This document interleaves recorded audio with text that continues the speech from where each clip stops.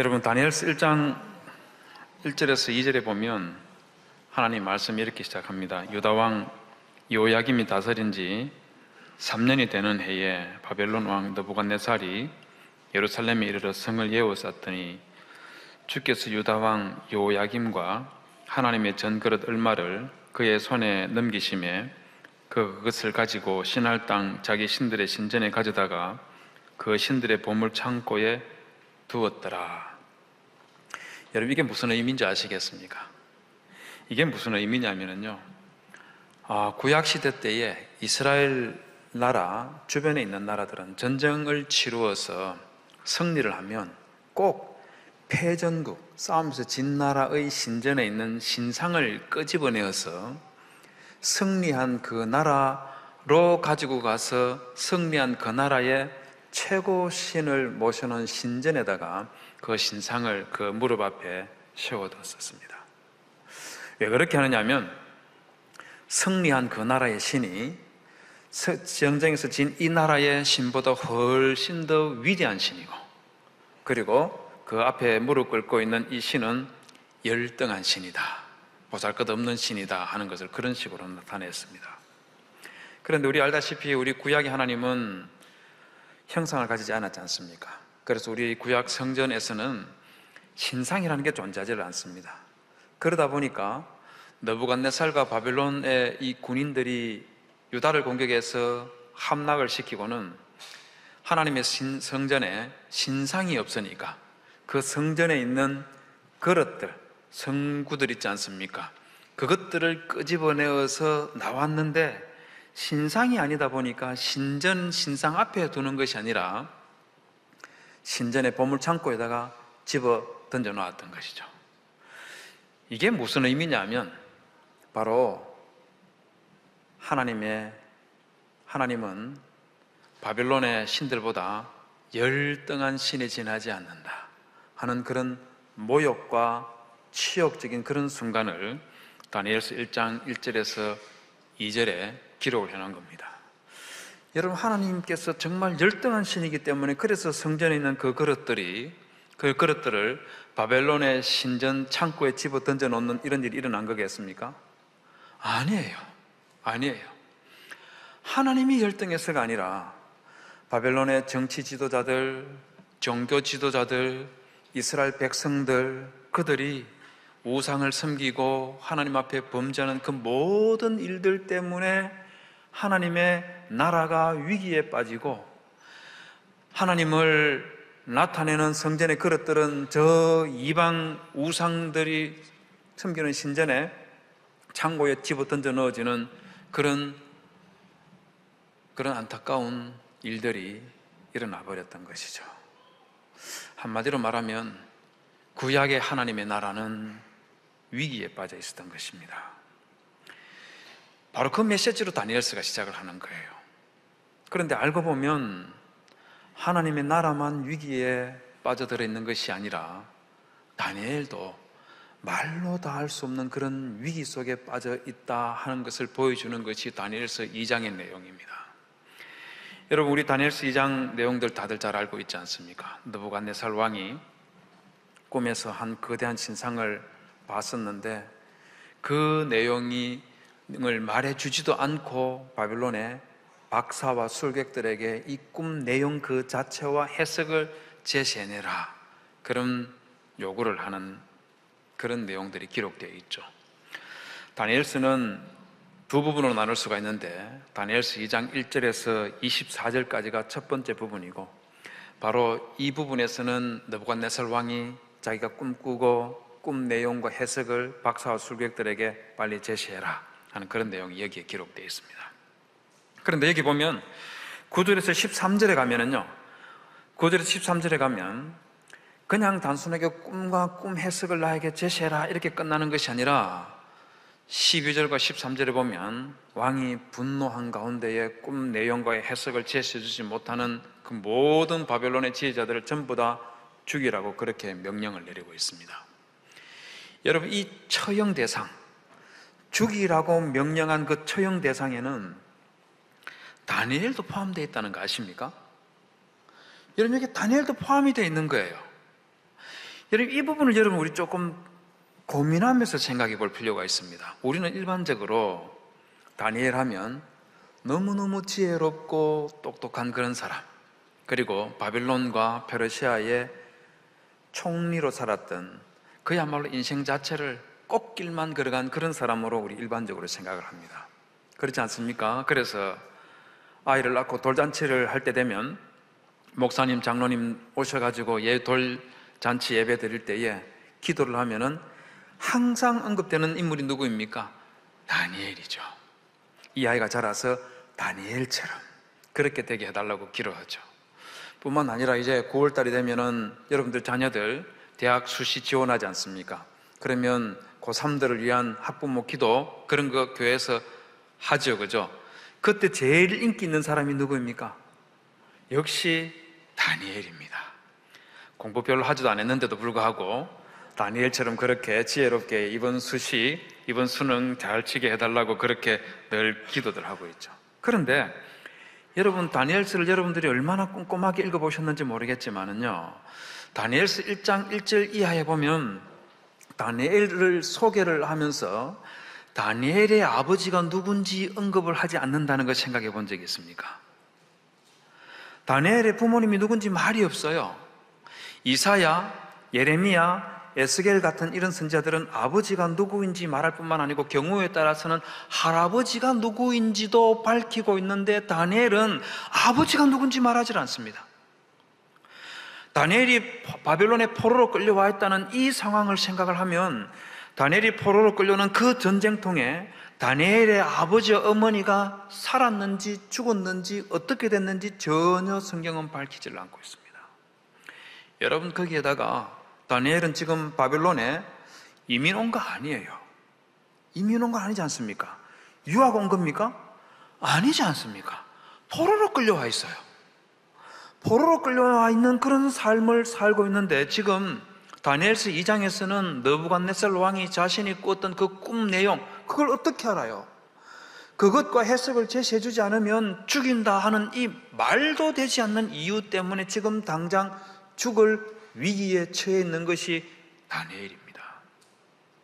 여러분, 이쯤 되면 다니엘이 꽃길을 걷고 있는 상태라고 해야 되겠습니까? 아니면 죽음의 그림자가 자욱하게 뒤덮고 있는 그런 어둡고 캄캄한 그런 인생길 위에 서 있다고 생각이 됩니까? 어느 길 위에 서 있습니까?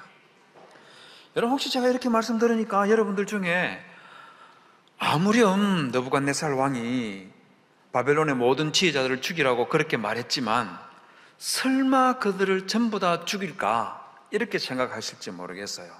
그런데 성도 여러분, 느부갓네살 왕은 여러분들이 생각하는 것보다 훨씬 더 무섭고 잔인한 왕이었습니다.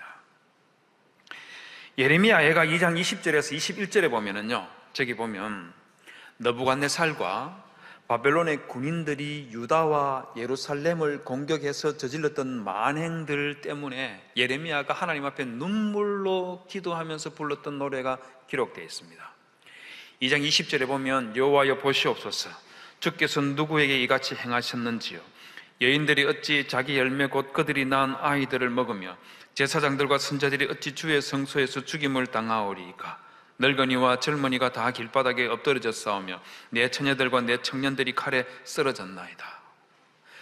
예루살렘 성전은 여러분 알다시피 제사장들이 하나님 앞에 예배드리는 곳이지 않습니까? 그런데 그 성전에 하나님께 예배드리는 제사장들로 가득 채워져 있는 것이 아니라 제사장들의 시신으로 가득 채워져 있는 거예요. 하나님의 말씀을 선포하고 하나님의 말씀을 가르치는 선지자들이 그곳에서 활동하고 있었는데 그게 아니라 그들의 시신이 가득 채워져 있다고 그렇게 말을 하고 있습니다. 이게 얼마나 참혹한 상황인지 여러분 짐작할 수 있겠습니까?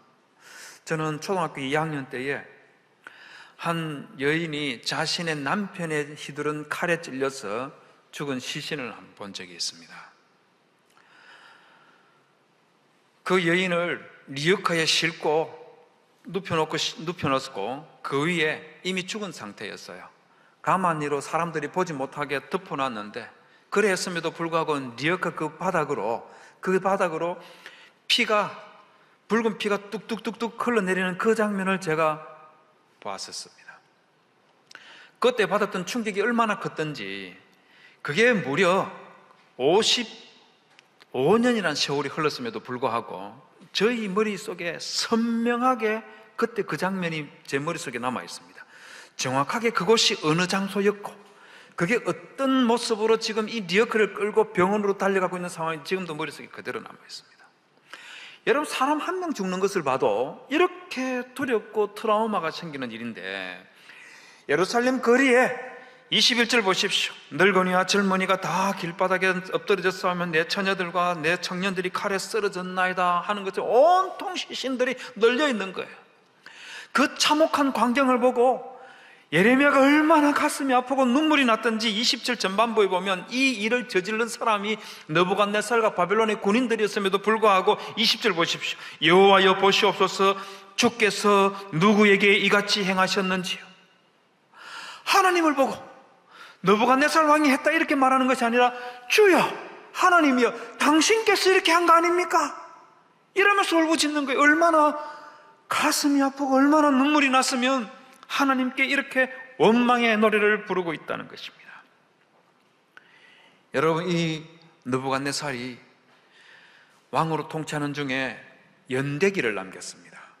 우리식으로 말하면 조선 왕조 실록 같은 것을 남겼는데, 앞에 보시면 저게 바로 바벨론의 느부갓네살 왕이 남겼던 연대기라는 겁니다. 매년 그에 일어났던 일들을 쭉 기록해놨는데, 저게 지금도 영국에 있는 대형 박물관에 전시가 되어 있습니다.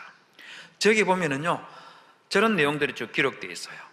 느부갓네살 왕이 아시리아와 전쟁을 치러서 그들을 완전히 멸망을 시키고 아시리아를 도와주기 위해서 이집트에서 수십만 명을 이끌고 왕이 저 지금 터키의 남쪽에 있는 갈게미시라는 곳에 올라왔는데, 그때 느부갓네살이요, 이 이집트 군인들을 완전히 괴멸시켜버립니다. 그런데 제일 마지막에 빨간색으로 된 거 보십시오. 그때 일부 이집트 군인들 소수가 살아남아서 이집트로 도망치기 시작했는데, 느부갓네살과 바벨론의 군인들이요 끝까지 추격해서 이집트 군인들 단 한 명도 자기 집으로 돌아가지 못하게 했다고 그렇게 말했습니다. 여러분, 잔인하지 않습니까? 수십 명을 죽였는데 그 중에서 몇 명 살아서 도망치고 있으면 좀 봐줄만 하지 않습니까? 봐줄만 하잖아요. 그런데 마지막 한 사람까지 끝까지 추격해서 잡아 다 죽였던 사람이, 그 사람이 느부갓네살이라고 그렇게 말하고 있습니다. 이런 느부갓네살 왕이요 12절에 보면 분노했다고 그렇게 말하고 있는데, 여러분, 이 분노한 모습을, 화면이 넘어가지 않네요. 분노한 모습을 이렇게 기록하고 있습니다. 왕이 이로 말미암아 진노하고 통분하여라고 우리 한글 성경이 기록하고 있는데, 이 부분은 아람어로 기록되어 있어요. 그런데 저 아람어 중간에 이상하게 생긴 글자들 중에 빨간색으로 되어 있는 거 보십시오. 저게 바로 우리 한글 성경이 진노하고 통분하여라고 번역한 그 부분입니다. 그런데 차이점이 있어요. 어떤 차이점이 있습니까? 우리 한글은 진노하고 통분하여 두 글자로 말했는데, 아람어는 글자가 몇 개로 보입니까? 뜻이 뭔지는 모르지만 글자가 3개라는 것은 아시겠죠? 제일 마지막 글자가 삭기라는 건데, 저것의 뜻이 뭐냐면 great, exceedingly, 크게, 극단적으로 이런 의미를 가지고 있습니다. 즉 아람어에서는 느부갓네살 왕의 진노한 것을 강조를 해가지고 어떻게 묘사하고 있냐면은 극단적으로 진노하고 극단적으로 분노했다 그렇게 말하고 있습니다. 그래서 자기 감정에 컨트롤이 안 되는 거예요. 그런 상태에서 왕이 바빌론의 박사 술객들을 죽이라고 왕의 명령이 내리매 하고 13절은 번역하고 있는데, 여러분 저 부분의 아람어는 13절 파란색으로 된 글자 보십시오. 다타라는 건데, 이 부분의 뜻이 무엇이냐면은 법 또는 칙령이라는 의미를 가지고 있습니다. 저 밑에 킹제임스 버전 13절에 보면 파란색으로 디크리라고 되어 있죠. 바로 칙령이라는 의미를 가지고 있습니다. 여러분, 칙령이 뭘까요? 칙령이 뭡니까? 칙령이라는 말은 왕이 직접 문서를 작성하고 거기에 왕의 직인을 찍어서 만든 그걸 칙령이라고 말합니다. 느부갓네살 왕이 그냥 화가 나가지고 야 쟤들 다 죽여, 이렇게 말한 것이 아니라 공식적인 문서에다가 이 바빌론의 모든 박사와 술객들을 다 죽여라, 그렇게 공문을 내려서 명령을 내렸다는 거예요. 그러니 한번 생각해 보십시오. 저 명령이 하달되는 그 순간 무슨 일이 일어났겠습니까? 왕의 궁전에 모여들었던 박사와 술객들 그 자리에서 다 죽여버린 거죠. 그 자리에 나오지 않았던 박사와 술객들을 죽이기 위해서 왕의 군인들이 말입니다, 군사들이 바빌론 도시를 수색하고 다니는 그 모습 여러분 한번 상상해 보십시오. 다니엘과 그의 친구들을 죽이기 위해서 온 집을 그냥 해집고 다니고 있는 그 군인들의 모습을 한번 상상해 보라는 거예요. 여러분, 이게 지금 꽃길 같은 그런 모습인 겁니까? 아니죠. 이건 말 그대로 죽음이 코앞에 닥치는 그런 절박한 그런 상황이라고 말할 수 있겠죠. 성도, 이럴 때 다니엘이 뭘 했는지 아십니까? 다니엘이 뭘 했을까요? 다니엘이 뭐 했냐면 2장 16절에서 18절에 보면 이렇게 기록하고 있습니다. 18절 보십시오. 다니엘이요, 건의대장한테 잠시만 시간을 달라, 왕에게 말해서 잠깐만 시간을 주십시오, 이렇게 말하고는 집으로 돌아가서 18절에 보면 하늘에 계신 하나님이 이 은밀한 일에 대하여 불쌍히 여겨사 죽임을 당하지 않게 하시기를 구했다고 그렇게 말하고 있습니다. 한마디로 말하면 살려달라는 거예요. 살려달라는 겁니다. 하나님, 저 좀 죽지 않게, 저 좀 처형당하지 않게 살려주십시오, 이렇게 기도했습니다. 그런데 이게 특별합니다. 왜 특별하냐면, 여러분, 우리 구약 성경에는 하나님 앞에 기도한 우리 신앙의 조상들이 많이 있습니다. 아브라함도 있지요, 야곱도 있지요, 모세도 있지요, 다윗도 있지요, 느헤미야도 있습니다. 그런데 이분들이 했던 기도의 내용들을 들여다보면 한결같이 하나님께서 자신과 자기의 후손들에게 복을 주시고 이스라엘 백성들에게 복을 주시고 이들이 회개하면 하나님께 돌아오면 하나님 받아주십시오, 이런 기도들로 가득 채워져 있어요.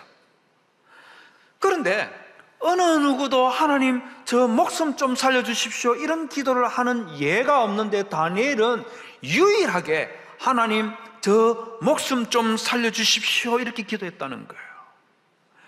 여러분, 제가 이렇게 말씀드리니까 우리의 영웅 다니엘이 이게 무슨 꼴이지? 아니, 왜 이런 모습일까? 이런 생각하실지 혹시 모르겠습니다. 그러나 성도 여러분, 다니엘이 이 순간에, 이 절박한 순간에 하나님께 저 좀 살려주십시오 하고 기도했다는 것은 삶이 어둡고 절박한 그런 상황에 처했을 때에 누구에게 의지해야 되는지를 제대로 알고 있었다는 것을 의미한다는 겁니다. 이게 중요한 거예요. 이게 중요한 거예요. 성도 여러분, 혹시 엘턴 존이라는 영국 가수 기억나십니까? 아마 50대, 60대 되신 분들은 아마 생각나실 겁니다. 뭐 노래 하나 좀 생각나시는 분도 있을지 모르겠는데요, 이름 정도는 생각나실 거예요. 30대, 40대 여러분들도 아는 사람입니다. 여러분들이 직접 봤거나 자녀들에게 보여주시리라고 생각되는 디즈니사에서 만든 애니메이션 중에 라이언 킹 들어보셨죠? 그 라이언 킹의 주제곡인 Circle of Life, 이거 부른 사람이 엘턴 존입니다. 이 사람이요, 미국의 유명한 여자 배우 마릴린 멀로 아시죠? 그 사람 모르면 지구촌 남자가 아니지 않습니까? 마릴린 멀로가 죽었을 때에 이 엘턴 존이라는 이 영국 가수가 A Candle in the Wind라는 노래를 지어 작사 작곡해서 장례식 때 불렀습니다. 시작하는 내용이 화면 보여주시겠어요? 이렇게 시작합니다.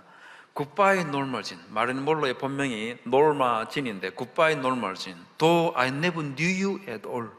나는 비록 당신을 전혀 알지 못하지만, 이렇게 시작을 합니다. 여러분이 똑같은 노래를 지금 영국 왕인 찰스가 왕세자였을 때에 그의 아내였던 다이애나 왕세자비 기억나시죠? 불의의 사고로 죽었지 않습니까? 그분이 장례식을 치를 때 그때 이 노래를 똑같이 가서 불렀습니다. 여러분, 우리 알다시피 마릴린 멀로나 다이애나 왕세자비, 여러분 이분들은 살아있을 때 인생 자체가 화려했지 않습니까? 어마어마한 분들이었죠. 이쁘고 돈도 많고 권력도 있고 우리 같은 사람은요, 가까이 범접할 수 없는 그런 사람들이었죠. 우리는 저 멀리에서 지나가는 모습을 보고 보기만 해도 내가 누구를 봤다 이렇게 말할 정도로 이분들의 삶은요, 우리하고는 차원이 다른 사람들이었습니다. 그런데 엘튼 존이 이 두 분의 삶을 두고 두 번째 소절에서 뭐라고 말하냐면 And it seems to me you lived your life like a candle in the wind.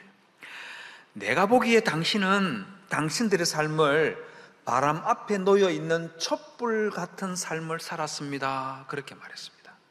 여러분, 우리 촛불 한 번씩 다 켜봤지 않습니까?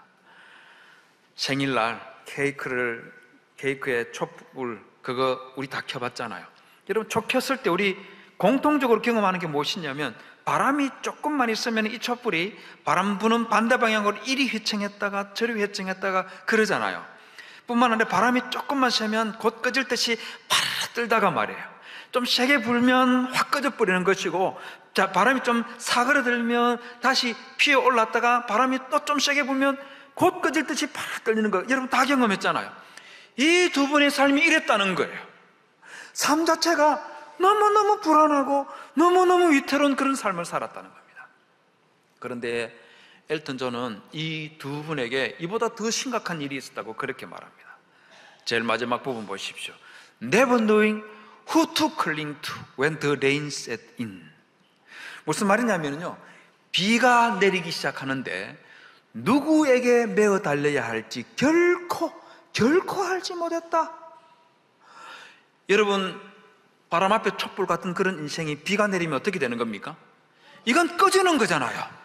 여러분, 이 촛불이 꺼지지 않으려면 어떻게 해야 되겠습니까?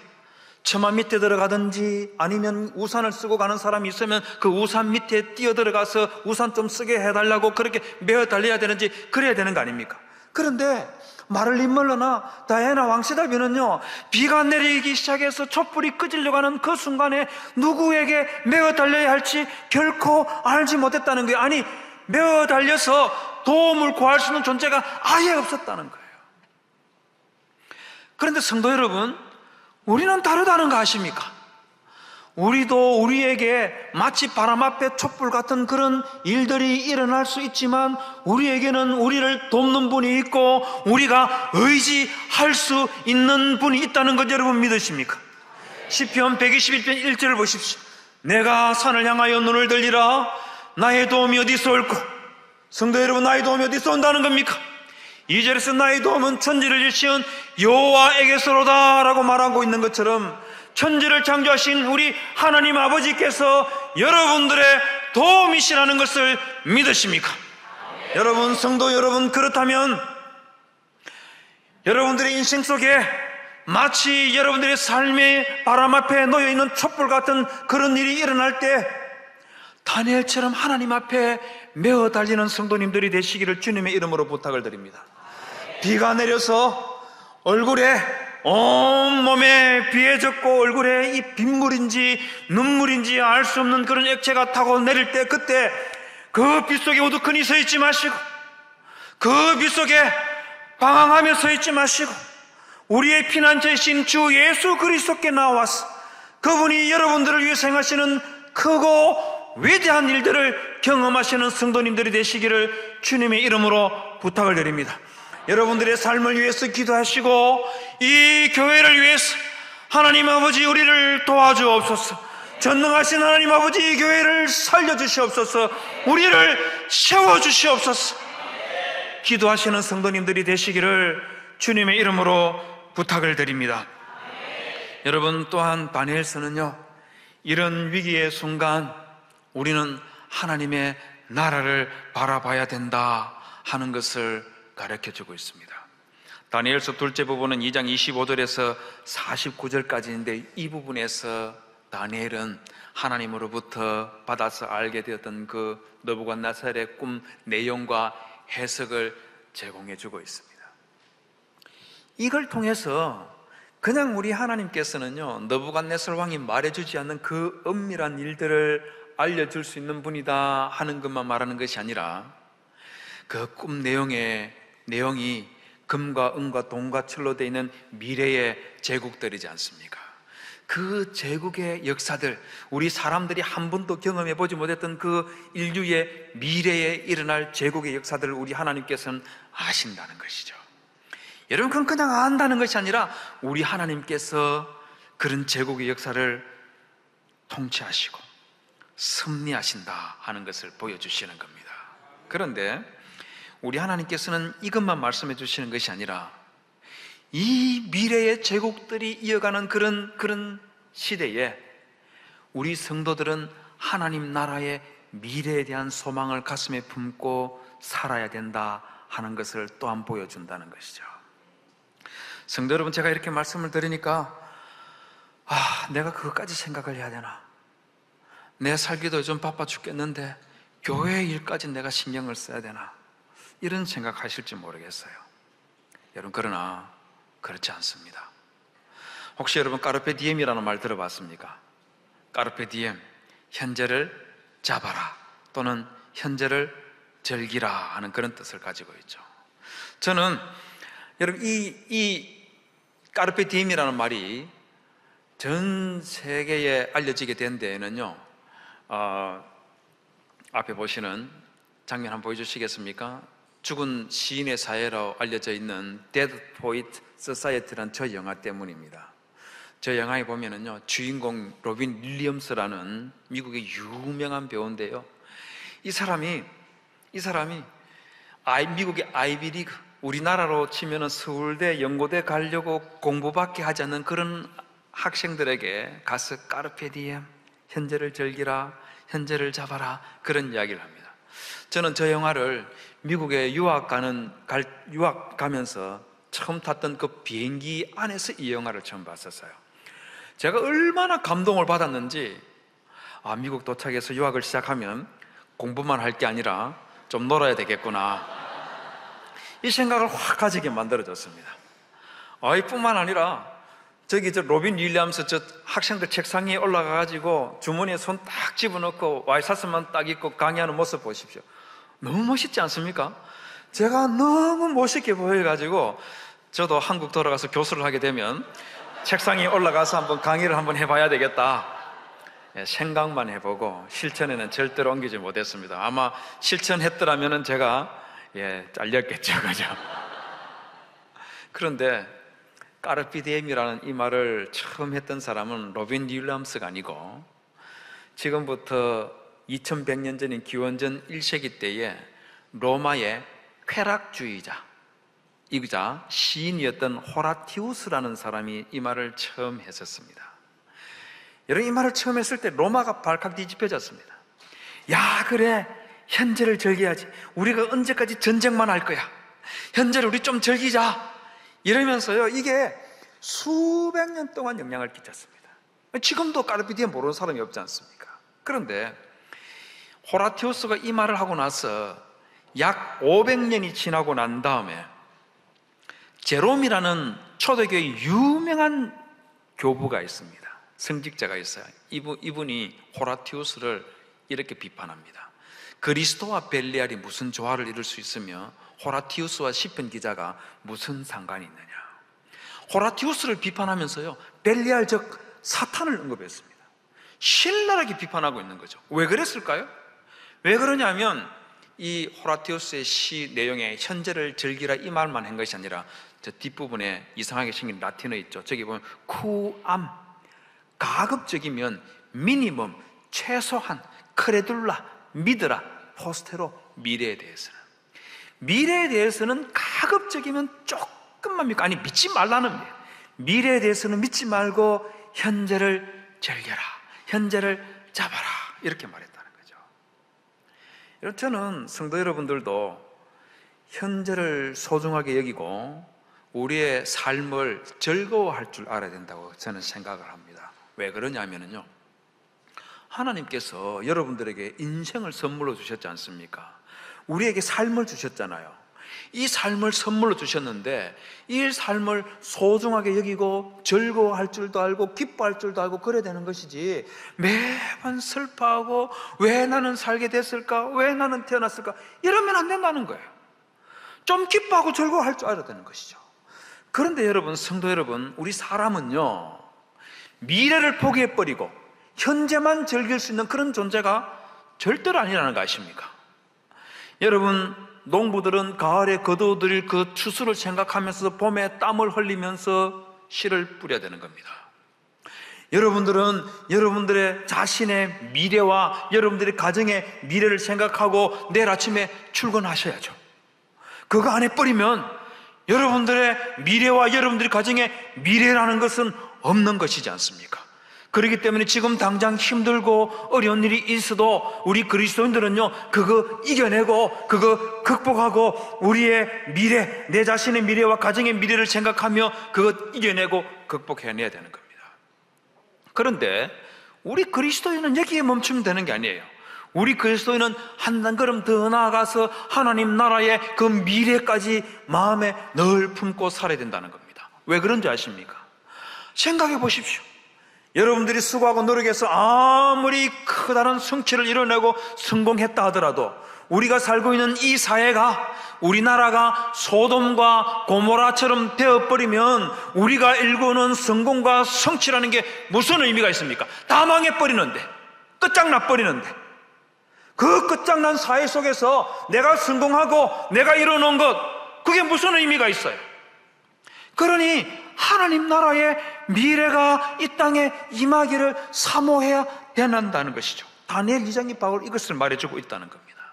여러분, 2장 31절부터 다니엘이 느부갓네살 왕이 꿈꾸었던 그 꿈 내용과 해석을 말하기 시작을 하는데요, 저기 보면 이렇게 시작합니다. 왕이여, 왕이 한 큰 신상을 보았는데 그 신상이 왕 앞에 섰는데 광채가 매우 찬란하며 그 모양이 심히 두려우며, 그렇게 시작을 합니다. 우리 일반적으로 우리 성도 여러분들이나 우리 목회자들은요, 이 꿈 내용에서 왕이여, 왕이 한 큰 신상을 보셨나이다, 그 신상이 왕 앞에 섰는데 크고 광채가 특심하며, 여기까지만 봅니다. 여기까지만 딱 보고, 야 봐라, 우리 하나님께서 느부갓네살 왕이 꾸었던 그 꿈 내용, 금과 은과 동과 철로 되어 있는 바빌론과 페르시아와 그리스와 로마 제국, 그 거대한 제국들의 흥망성쇠를 우리 하나님께서 다 알고 계시고 그거 다 예언하셨잖아요. 우리 하나님은 이런 분이야. 여기까지만 말합니다. 그런데 여러분 31절 잘 보십시오. 크고 광채가 특심하며 라고 한다면 뭐라고 말하고 있습니까? 그 모양이 심히 두려우니, 몸이 벌벌 떨릴 정도로 두렵고 무섭다는 거예요. 그래서 이 부분을 킹 제임스 영어 성경에는 뭘로 번역했냐면 테러블이라고 했습니다. 끔찍하다는 거죠. 왜 끔찍할까요? 왜 심히 두려울까요? 여러분 생각해 보십시오. 저 나라들은 거대한 제국을 이루어서 좋았는지 모르겠지만은요, 그 제국을 이루기 위해서 이들이 공격해서 처참하게 짓밟았던 그 수많은 조그마한 나라와 그 나라에 살고 있는 백성들, 얼마나 많은 사람들이 피를 흘렸습니까? 아무런 죄도 없고 아무런 잘못도 없는데도 불구하고 수많은 사람들이, 아이들이, 여자들이 처참하게 그렇게 죽어갔었어요. 그러니 여러분 생각해 보십시오. 온몸이 벌벌 떨릴 정도로 심히 두렵고 끔찍한 것이죠. 여러분, 이들이 짓밟았던 그 군합발에 로마 제국 때, 네로 황제 때에 우리 신앙의 선배들이 얼마나 많이 죽었는지 우리 다 알고 있지 않습니까? 수많은 성도들이 죽어간 거예요. 그러니 다니엘이 그 모양이 심히 두려우니 이렇게 말한 것이죠. 여러분, 그런데 미래에는 이런 제국들이 무려 1000년 가까이 세계를 지배하는 그런 어둡고 깜깜한 미래가 온다 하는 것을 이렇게 보여주고 있는 겁니다. 그런데 우리 하나님께서요, 하나님의 나라는 이 34절에 보면 사람의 손으로 하지 아니하고 뜨인 돌이라는 게 있는데, 뜨인 돌, 하나님의 나라는 뜨인 돌로 묘사를 했습니다. 돌로 묘사를, 돌로. 다른 제국들을 묘사할 때는 금, 은, 동, 철과 같은 기금속으로 묘사를 했는데 하나님의 나라를 묘사할 때는 돌이라고 했습니다. 그다란 반석도 아니고요, 그다란 바위돌도 아니고 조그만 돌멩이라고 했습니다. 왜 이렇게 초라하게 묘사했을까요? 왜 그랬겠습니까? 여러분, 그럴 수밖에 없지 않습니까? 다니엘이 있었던 그 시대의 모습을 한번 생각해 보십시오. 성전은 파괴되고 불타 없어져 버렸고, 이스라엘 백성들은 포로로 끌려서 세계 곳곳에 뿔뿔이 흩어져서 나라 자체가 망해버렸지 않습니까? 여러분, 거기다가 이스라엘 백성들이 왜 망했는 줄 아십니까? 예레미야 5장 1절 보십시오. 저기 보면은 이런 말씀이 있습니다. 너희는 예루살렘 거리를 빨리 다니며 그 넓은 거리에서 찾아보고 할라. 너희가 만일 정의를 행하며 진리를 구하는 자를 한 사람이라도 찾으면 내가 이 성읍을 용서하리라. 하나님께서 예루살렘과 유다를 멸망시키기로 계획을 하시고 작정해놨지만, 그러나 예레미야에게 말하는 겁니다. 너 예루살렘 거리를 한번 다니면서 찾아봐라. 그 가운데 정의를 행하고 진리를 구하는 사람 단 한 명이라도 찾으면 내가 용서할게.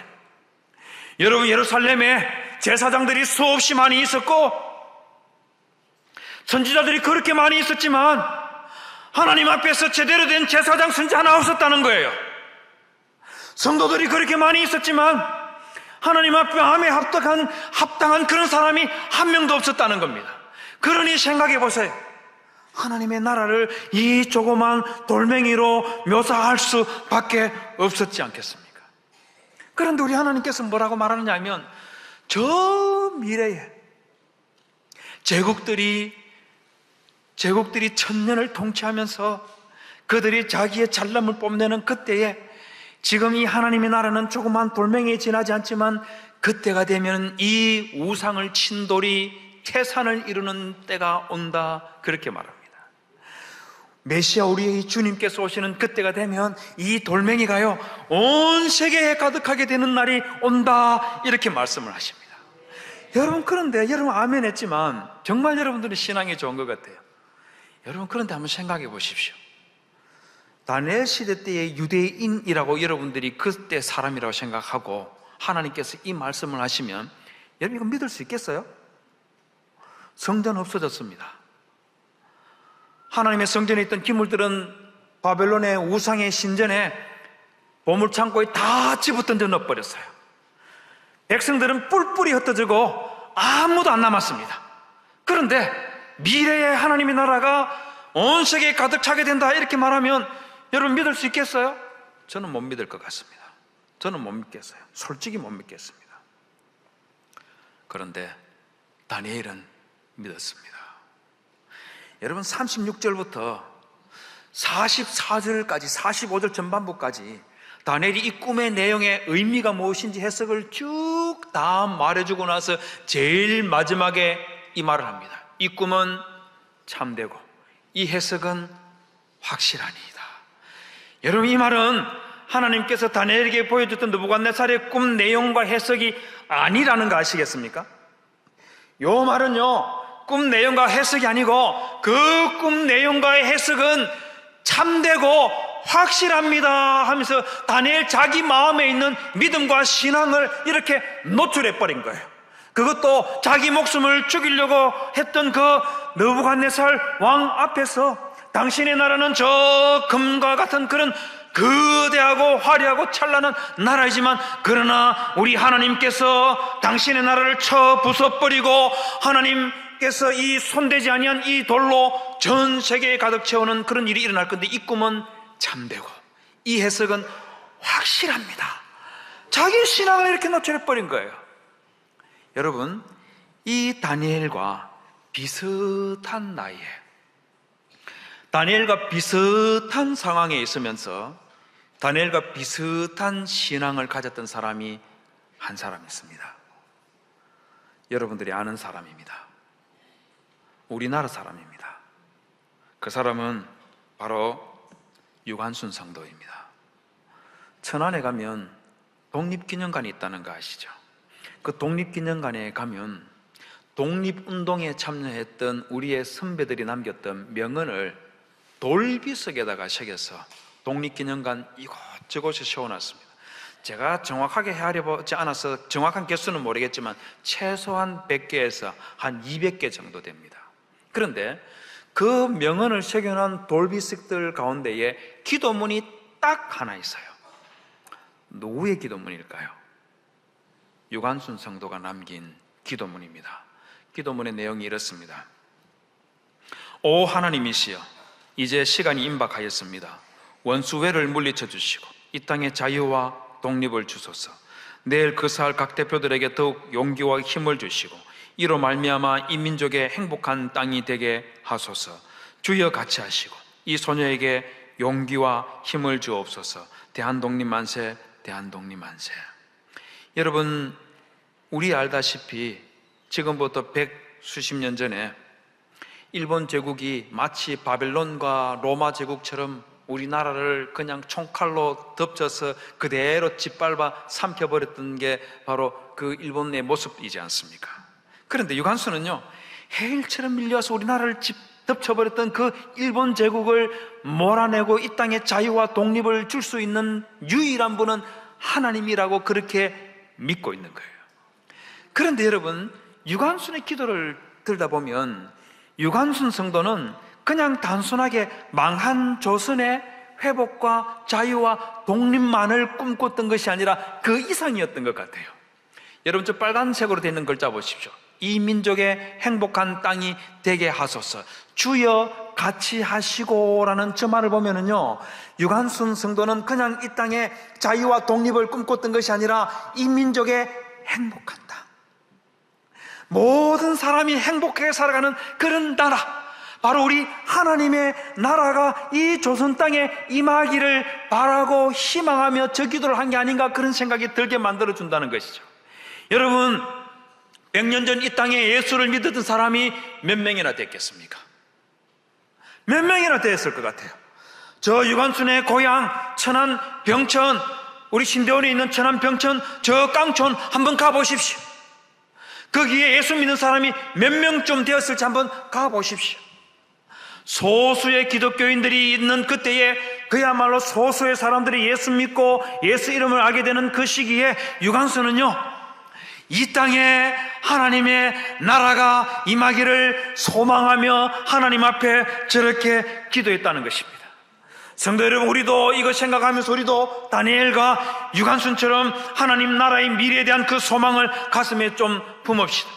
교회에 어려움이 오고 교회에 위기가 왔다고 해서 당장 이 교회가 망할 것처럼 그렇게 생각하지 마시고요, 우리 하나님께서 이 교회를 세웠다는 것을 믿고 하나님 아버지께서 이 교회를 세워주시도록 기도해야지. 한국교회가 좀 쇠퇴한다고 기죽지 말고, 한국교회 성도 수가 좀 줄어든다고 그야말로 주눅이 들고 있고 그러지 마시고, 우리의 미래인 주일학교의 복음의 씨앗을 뿌리고 중고등부 대학 청정부라는 그 텃밭에 물을 줘야죠. 때로는 울며 씨를 뿌리고 때로는 온몸에 땀이 적도록 물을 줘야죠. 그래서 우리의 다음 세대를 통해서 이 땅에 진정한 의와 진리가 가득한 주 예수 그리스도의 나라, 그 나라가 이 땅에 임하도록, 성도 여러분, 우리가 다시 그리스도를 믿고 우리가 함께 꿈을 꾸고 우리가 함께 소망합시다. 기죽고 좌절하고 넘어지지 마시고 함께하는 교회 성도 여러분, 우리가 다시 일어납시다. 우리가 하나님 앞에 다시 힘을 내어서 이 교회를 굳건하게 세워나가는 그런 성도님들이 되시기를 주님의 이름으로 부탁을 드립니다.